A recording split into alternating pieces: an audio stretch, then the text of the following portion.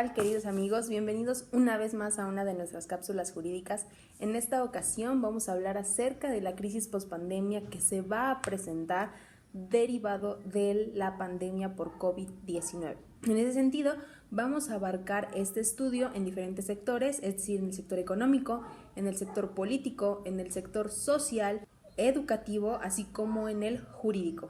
Para iniciar, empezaremos por el económico y debemos diferenciar que la pandemia por la que estamos atravesando realmente es una crisis o genera una crisis de oferta que se convierte en una crisis de demanda. ¿A qué me refiero?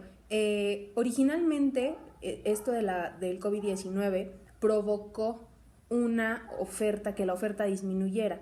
¿Por qué? Porque las tiendas estaban cerradas en razón de que pues por mandato gubernamental tenía que ser de esta manera. Sin embargo, pasó a ser una crisis de demanda, ya que aunque algunas tiendas están abiertas, la gente realmente no está consumiendo los productos en la medida en que debería de hacerlo, ya que como sabemos el único incremento que se ha tenido en ventas ha sido en el sector de la alimentación, de las bebidas, así como en el sector de los insumos médicos.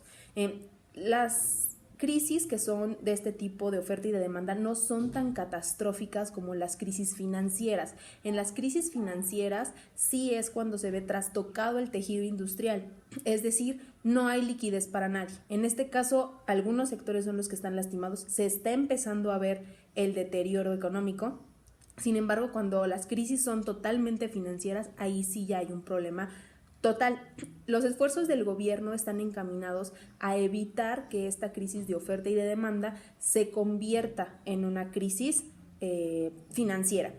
Ahora bien, la crisis por la que estamos atravesando va a estar sujeta realmente a que haya un rebrote en octubre. Si hay un rebrote en octubre a nivel mundial, realmente sí, veremos totalmente opacado el sector industrial y sí entraríamos ya a una crisis económica de una manera pues totalmente inminente.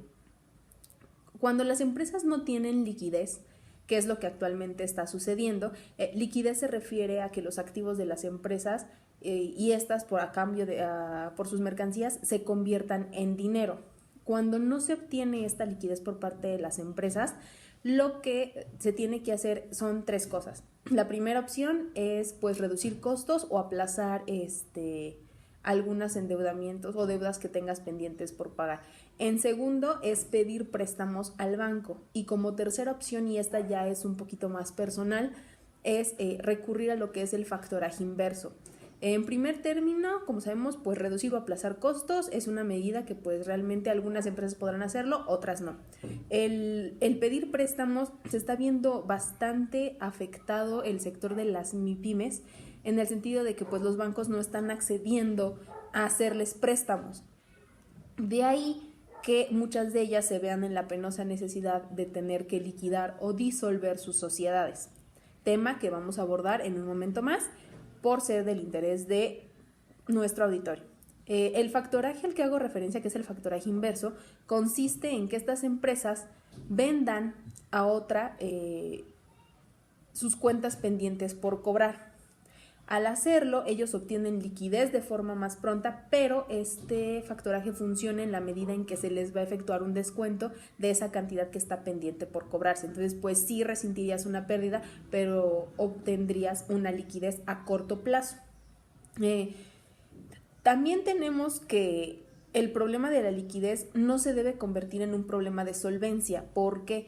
Porque al obtener estos préstamos, lo que las empresas hacen no es invertirlo, sino que lo que hacen es que con este dinero líquido que los bancos en algunos casos les están dando o que obtienen por algunas ventas que se les adelantaron o por el factoraje inverso al que hago referencia, con este dinero lo que realizan las empresas es pagar el endeudamiento que les trajo la pandemia. Es decir, no es un dinero que vaya a generar más, sino que simplemente va a terminar ahí.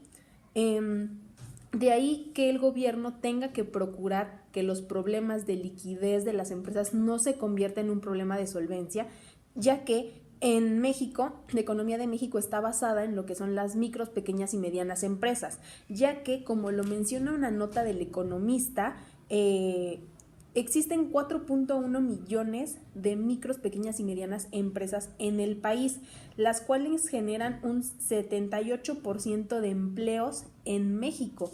De ahí que pues evidentemente no puedan pues verse trastocadas ni desaparecer como tal, porque pues eso incidiría en el despido de muchísima gente que trabaja en esas empresas. Debemos tener en cuenta que la economía en México ya presentaba una crisis antes de la pandemia. ¿A qué me refiero? Como bien sabemos, a inicios de este 2020 se presentaba un déficit en la economía mexicana en razón de diversas decisiones por parte del gobierno federal, en el sentido de pues quitar inversión, gastar dinero, retroceder en acuerdos a los que ya se habían llegado, lo cual evidentemente impactó en la economía de todos los mexicanos. Las empresas nos van a ayudar a salir de la crisis, de ahí que no podamos dividirnos o apartarnos de ellas. Sin las empresas simplemente el mundo no va a poder salir de la crisis, porque como hemos visto aquí, particularmente en México, las actividades esenciales son las que son pues todas las manufactureras, las de construcción, todas las industrias como tal, que son las que sostienen como tal a nuestro país, y no solo a México, sino a todo el mundo. También esta crisis nos ha enseñado que no podemos depender únicamente de una sola economía, ya que como sabemos la totalidad o en su mayoría dependemos de la economía china, y al haber sido el origen o tener el origen en este país, pues evidentemente toda la economía a nivel mundial se va a ver trastocada. Tan es así que, como sabemos, México en el momento del inicio de la pandemia en nuestro país recurrió a China para comprarle lo que eran las mascarillas y los guantes para el sector médico, lo cual evidentemente no solo en nuestro país sino a nivel general empieza a hacerse una idea de si realmente hay que reestructurar la economía de los países, porque no podemos depender de una sola economía que al verse afectada pues evidentemente va a generar un efecto dominó que nos va a afectar en general a todos en el mundo. También otro punto a tratar es que el dinero que se ha destinado para el combate de la pandemia a nivel, llámese nacional y mundial, no es el suficiente para lo que realmente se necesita. ¿A qué me refiero? Estaba viendo un video muy interesante en donde un economista argentino acusaba al gobierno en el sentido de que había destinado 1.700 millones de pesos para combatir a la pandemia. Sin embargo, este monto dividido por el número de habitantes que eran en Argentina o que son en Argentina, pues daba un total de 37 pesos para cada uno de ellos. Y el cuestionamiento aquí era que la economía no daba para aportar más dinero para salvaguardar la seguridad y la salud de sus ciudadanos. De ahí a que yo haga referencia a que como tal ya existía una crisis económica a nivel mundial y a nivel nacional en el caso de México, que pues se encuentra totalmente reforzada con todo este acontecimiento de la pandemia del COVID-19. También otro punto importante es que al no haber tenido una cuarentena agresiva como fue en el caso de China, México y muchos países también están teniendo que volver a cerrar, es decir, a reiniciar cuarentenas. ¿Por qué? Porque, bueno, de hecho les voy a dejar aquí en la caja de comentarios el link de los videos a los que hago mención, en donde vamos a poder ver que realmente cuando fue la cuarentena más fuerte en China, nadie salían a lo estrictamente necesario, no podían avanzar más de 1 kilómetro si su tag no se los permitía, y aquí en México no, aquí en México realmente siempre todo estuvo activado. Sí es cierto que pararon ciertos sectores, no fue del todo, no fue tan restrictiva como en China, y tan es así que pues nos encontramos en ese momento en el que pues vamos a tener que reiniciar cuarentenas. Tan es así que tenemos el caso de Cancún. Por priorizar una economía que está basada en el turismo, se abrió Cancún y tuvimos un rebrote, teniendo que volver a cerrar la playa, teniendo que volver a cerrar todo este centro turístico, los hoteles, terminar con esos trabajos, es decir, reiniciar la cuarentena de nueva cuenta. Por eso que haga referencia a que las políticas de cuarentena más restrictivas son en aquellos países que van a sacar a su economía más rápido que aquellos países que por priorizar la economía no hicieron este tipo de cuarentenas tan agresivas que pues al final de cuentas pues sí tienes abiertos ciertos sectores, pero al final de cuentas vas a tener que estar cerrando, abriendo y cerrando en diferentes momentos de todo el año.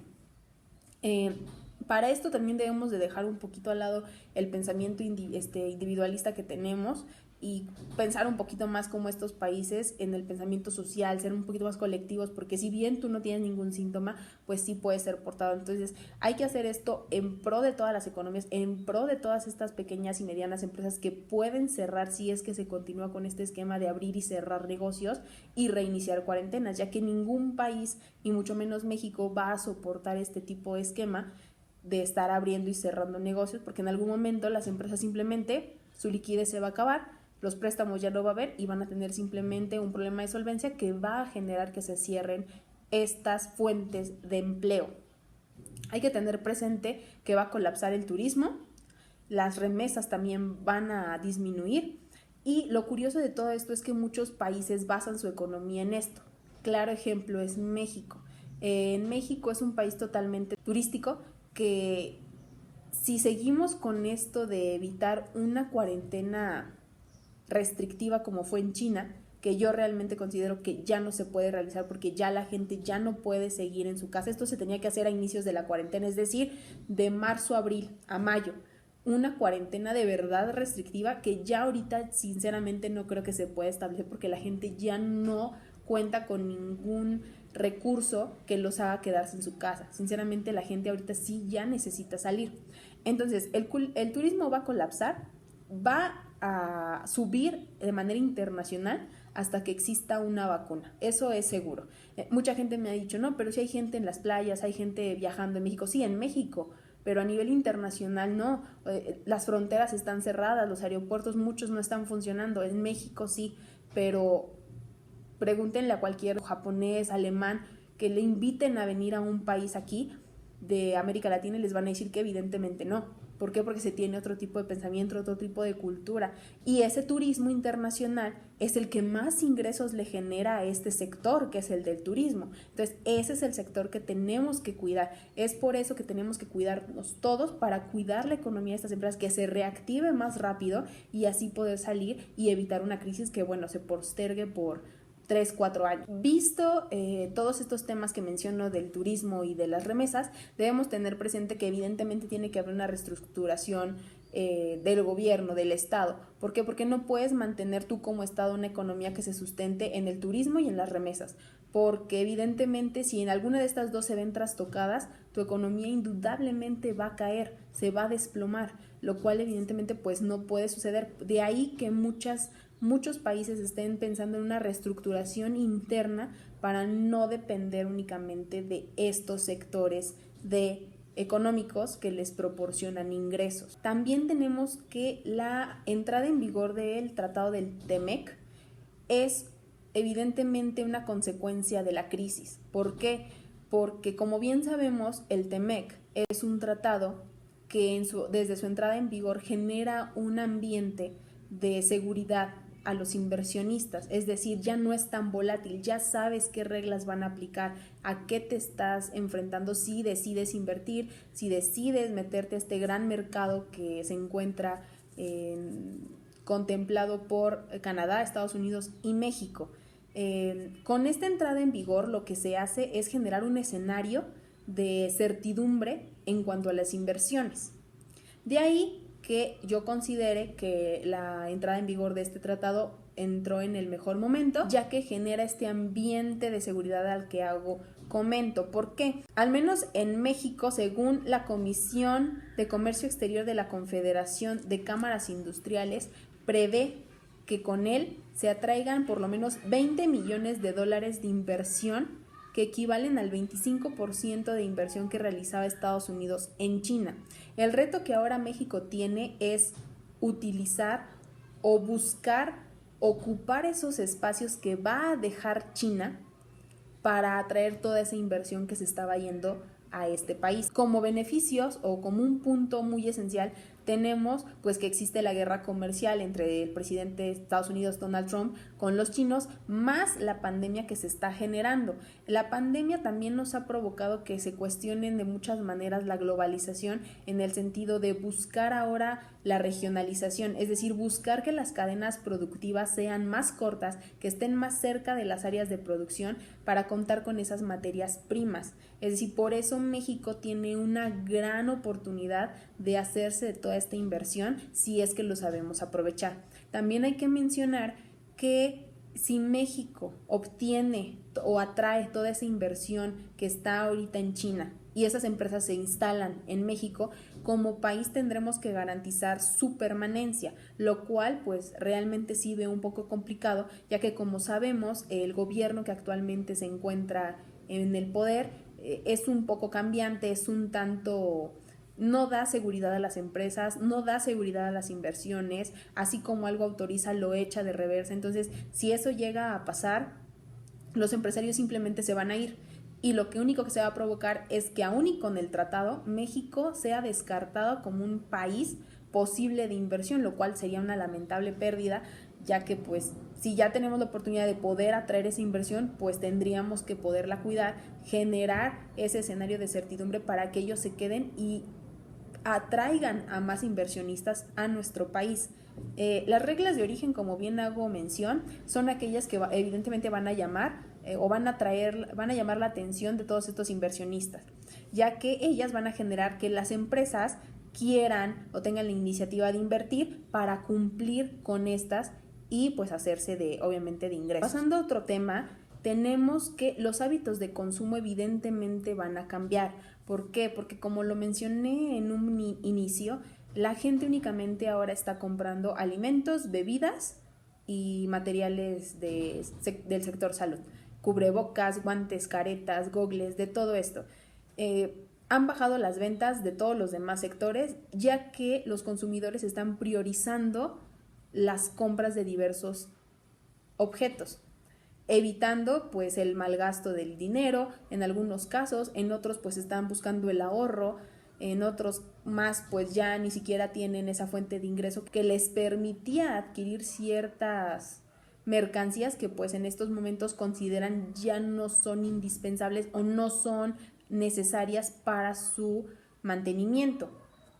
Otro punto es que el crecimiento de la economía digital está creciendo de una manera exponencial absoluta, porque muchas de las empresas cerraron de manera física, sin embargo sí seguían laborando en las plataformas digitales, de ahí el auge del e-commerce, así como del marketing digital. El marketing digital tiene su gran punto de partida en esta pandemia, ya que la mercadotecnia y la publicidad general que todos conocemos, pues realmente ya no tiene ningún sentido de ser utilizada en estos momentos.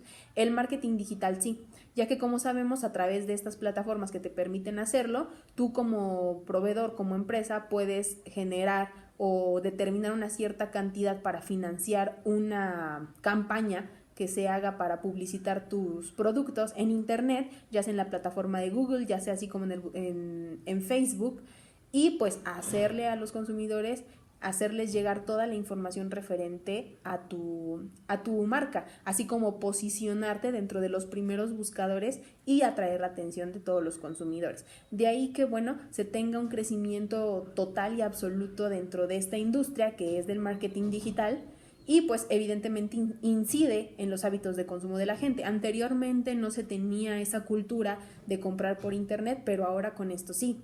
Con esto se está haciendo un crecimiento que si bien se tenía previsto para unos 5 años, eso se está haciendo en 3, o sea, se está recortando ese tiempo.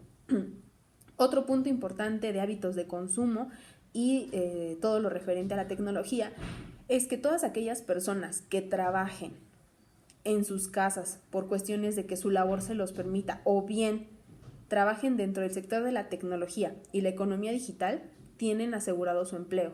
¿Por qué? Porque siempre han laborado de esta manera y ahorita no sienten el cambio. Sin embargo, hay gente que por la naturaleza de su trabajo tienen que salir a la calle. Esos empleos van a ser los que más se van a ver afectados o que ya se están viendo afectados por la crisis de la pandemia que nos está dejando. Si tú te dedicas a algo de la tecnología, al marketing digital, al diseño digital, déjame decirte que es muy poco probable que realmente tu empleo se vea trastocado por esta crisis a la que estamos haciendo mención, que es de oferta y demanda, pero que en un futuro, si seguimos con esas condiciones, se puede convertir en una crisis financiera. Como mencioné, estamos ante un crecimiento del e-commerce que no solo se está haciendo o realizando por las grandes empresas como lo son Amazon, Mercado Libre, por mencionar algunas, sino que muchas de las micro, pequeñas y medianas empresas están implementando este nuevo esquema de negocio para hacerle llegar a los consumidores sus productos. De ahí que pues se tenga un crecimiento tecnológico impresionante y que tengamos una aceleración en cuanto a la adopción tecnológica.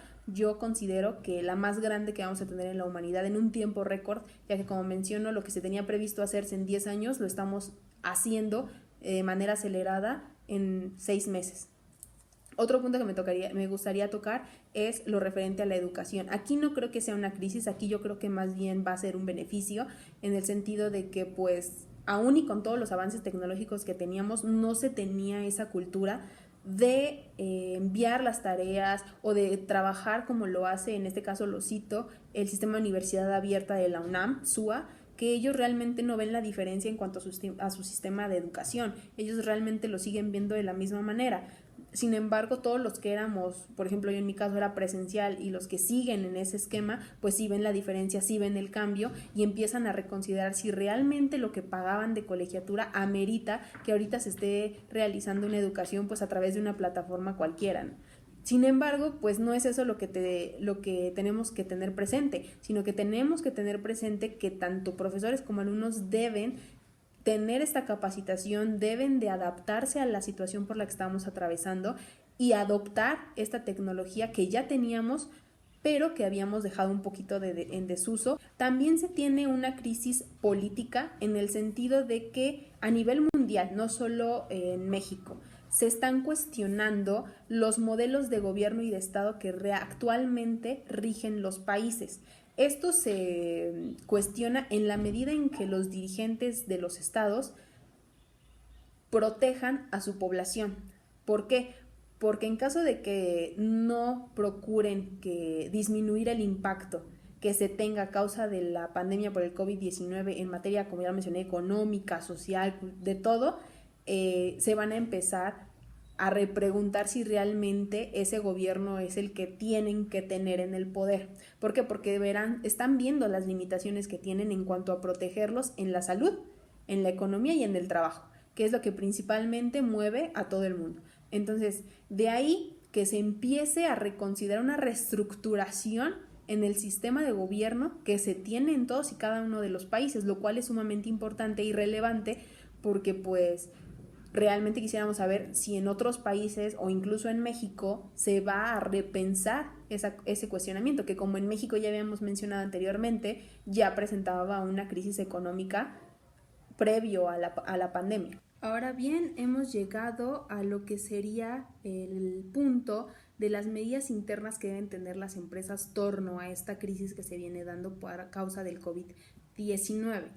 Como enseñanza tenemos que las empresas tienen un mapa de riesgo que contiene únicamente aquellas posibilidades tendientes a incendios, terremotos, en fin, a la pérdida del material, se podría decir de alguna manera, inmobiliario o mobiliario de las empresas. Sin embargo, no se cuenta con un mapa de riesgo que contemple la posibilidad de lo que estamos atravesando, es decir, qué hacer o cómo solventar aquellas pérdidas que se generen a causa del impedimento de las personas para poder presentarse a laborar, ya que como sabemos es todavía más importante los trabajadores que el inmueble como tal de la empresa o los instrumentos que en ella misma haya, ya que como tal los trabajadores son los que mantienen la actividad de la empresa y que resultan indispensables en todas y cada una de ellas para la actividad de las industrias. Como sabemos, las empresas ya están sintiendo los rezagos de toda esta crisis que se está empezando a generar, pero también caben las interrogantes de qué harán, si se volverán a reestructurar, si procederán a lo que es la disolución o qué alternativas serán las que van a implementar en su organización a fin de enfrentar esta pandemia del COVID-19. Este tema se va a dividir en lo que sería la fusión de las empresas, la liquidación de las empresas, también los movimientos del capital que se deben de tener, así como el momento idóneo para cerrar tu empresa en caso de que no vislumbres algún escenario viable en el cual tu empresa pues pueda seguir subsistiendo. Este apartado en general tiene su motivo en razón de un comentario de uno de los colegas que me realizó en redes sociales, en el sentido de si la fusión va a ser o es una alternativa a tomar por todas aquellas empresas que realmente se ven golpeadas por esta pandemia y por la crisis que realmente se va a generar en un futuro, a lo cual me pareció un planteamiento bastante interesante y también se lo dedicamos a Sergio en caso de que nos estés viendo. Gracias por plantearnos tu cuestionamiento. Igualmente aprovecho el momento para decirles que todas aquellas dudas o comentarios que tengan lo coloquen ya sea aquí en la caja de comentarios o bien en nuestras redes sociales habilitadas de La Justicia Habla, las cuales sin duda atenderé con mucho gusto. Y en caso de que realmente desconozca del tema, pues buscaré información a fin de hacérselo saber y pues aprender todos de todos y mantener ese crecimiento cultural y de educación que siempre debemos de tener todos del día a día. Así que pues iniciemos. La fusión, como bien habíamos comentado, es una forma en que las empresas pueden ganar competitividad y volumen. Es decir, la fusión va a servir para que las empresas que presenten un riesgo o una amenaza, llámese financiera, o busquen su crecimiento y expansión en un determinado mercado, lo puedan realizar haciendo este tipo de fusión. La fusión, dentro de la fusión vamos a tener dos opciones, la fusión que es por absorción y la fusión que es, se podría decir, que la fusión pura. La que es por absorción, como su nombre lo indica, va a ser cuando existan dos o más empresas y una de ellas absorba a las demás en cuanto a todo su patrimonio y sus deudas que tenga, por lo que dejarán de existir aquellas empresas que se sumen a esta que va a seguir subsistiendo y esta va a ser una empresa pues más grande, con más patrimonio. En cambio, la fusión meramente o la fusión pura, por así decirlo, va a ser aquella en que dos o más empresas simplemente se van a disolver, no liquidarse, que es una cuestión distinta, se van simplemente a disolver y van a constituir entre todas ellas una empresa más grande que pueda enfrentar a los acreedores, pueda pagar sus deudas, pueda cubrir las obligaciones que tiene, llámese en materia fiscal, llámese en materia laboral, lo cual es sumamente importante. Aquí, hablando un poco de la materia laboral y mercantil, debemos decir que cuando se hace una fusión se debe realizar a través de una asamblea extraordinaria de accionistas. En esta se va a tener que aprobar exactamente la fusión y esta se va a tener que registrar ante el Registro Público de la Propiedad y Comercio, lo cual es un costo.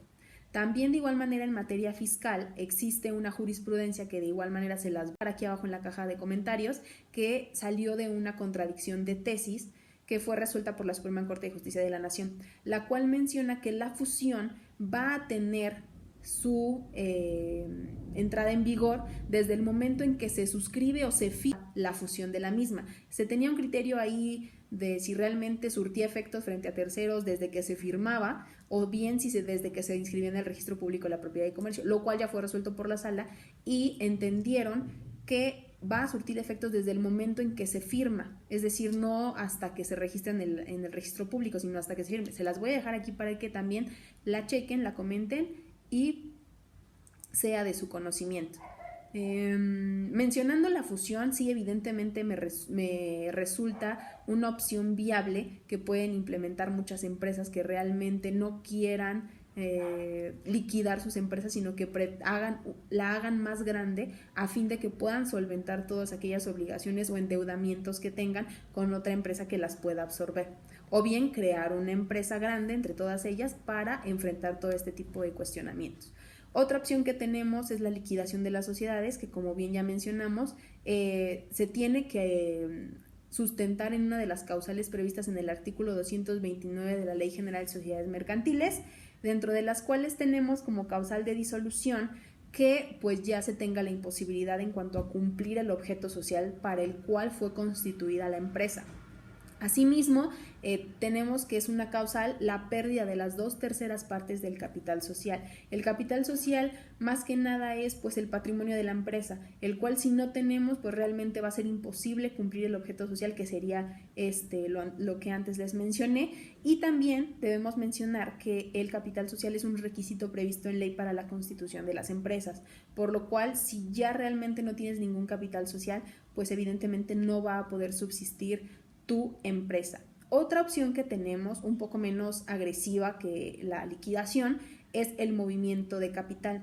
El movimiento de capital significa que los socios pueden hacer aportaciones de capital a su empresa, o bien pueden hacer compra o venta de sus acciones, ejerciendo también ahí el derecho del tanto, o bien pueden empezar a hacer la inclusión de nuevos accionistas a las sociedades. De ahí que actualmente veamos que muchas empresas están vendiendo sus acciones en la bolsa de valores, lo cual hace que aumente. Sin embargo, al aumentar las acciones en la bolsa de valores no implica que la economía mejore, sino implica un apoyo a estas empresas que están vendiendo sus activos para así poder generar liquidez, obtener liquidez y, como lo mencionamos en un inicio del video, no llegar a un problema de liquidez que se convierta en solvencia y proceder a la opción anterior que mencionamos, que es la liquidación de la sociedad. Ahora bien, una de las preguntas que más me han planteado también ha sido en el sentido de cuál es el mejor momento para cerrar mi empresa. Realmente considero que es catastrófico que una empresa cierre, en razón de que pues sí representa como tal un gasto el proceder a su liquidación, ya que se tienen que hacer diversos avisos. Sin embargo, el mejor momento, si se podría decir que existe uno para liquidar tu sociedad, es cuando aún cuentas con capital. Es decir, tú como empresario no debes esperar a que realmente ya no tengas nada en los bancos para cerrar tu empresa.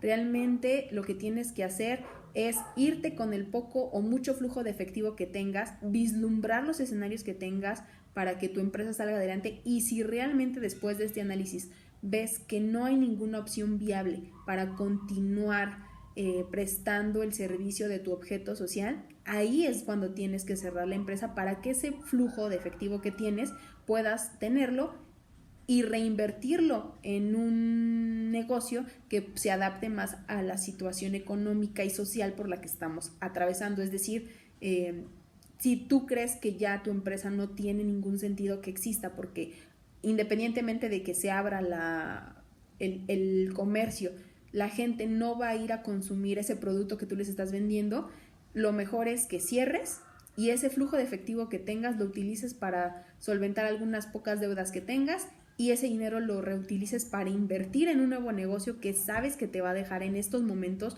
un fruto o una ganancia. Porque si tú te esperas hasta que ya no tengas nada de dinero, pues evidentemente ahí sí no vas a tener absolutamente nada que invertir ni nada que hacer en ese escenario que te estoy planteando. Ahora bien, Ernesto Ramos, quien es socio fundador de la firma de asesoría legal Tracer, menciona o recomienda que evitemos llegar a lo que sería una liquidación costosa, ya que, como se los mencioné, se tienen que hacer diversos avisos, ya sea Hacienda, ya sea la Secretaría de Economía, cuando se hace una liquidación de una sociedad.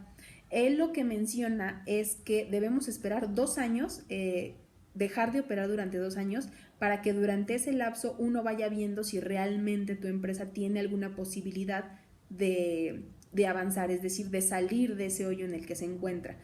Y en caso de que no, esos 2 años de no operación te van a dar lugar a que procedas a la liquidación simplificada. Esta liquidación simplificada es una forma de liquidación que el gobierno implementó para reducir los costos de la liquidación de las sociedades, que si bien están cerrando porque ya no tienen ingresos y les parece un poco o un tanto difícil continuar con su actividad, bueno, con este procedimiento lo que se busca es que no sea tan oneroso este costo que se tendría que ejercer por motivos de la liquidación. En este caso es la recomendación que nos hacen, recomendación que yo también apoyo, y en caso de que consideren que la liquidación simplificada es un tema que realmente podría ser abordado en una cápsula, déjenmelo saber ya sea aquí de nueva cuenta en los comentarios o bien en nuestras redes sociales a fin de hacer un video que ataña a todo este tipo de situaciones. Y bueno, espero que realmente disuelva muchas dudas que se hayan generado en torno a la crisis pospandemia que se viene, que como ya vimos es una crisis que inició como una crisis de oferta, que pasó a ser una crisis de demanda, pero que el gobierno tanto mexicano como a nivel mundial están buscando evitar que se materialice o se convierta en una crisis financiera que, como ya mencionamos, es de las más agresivas y más perjudiciales que se pueden tener en el mundo. Entonces, espero que haya sido de interés y de utilidad este contenido. Síganos en nuestras redes sociales de La Justicia Habla, las cuales ya están habilitadas en las plataformas de Facebook, y déjenos saber todos sus comentarios. Como les comento, todos y cada uno de ellos me tomaré el tiempo de leerlos y de resolverlos en el menor tiempo posible en caso de que conozca la respuesta, y en caso de que no, pues nos pondremos a investigar para hacer ya sea una cápsula o bien responder a todos estos cuestionamientos o dudas que se generen en todo nuestro auditorio. Entonces, espero que les haya gustado y nos vemos en la próxima.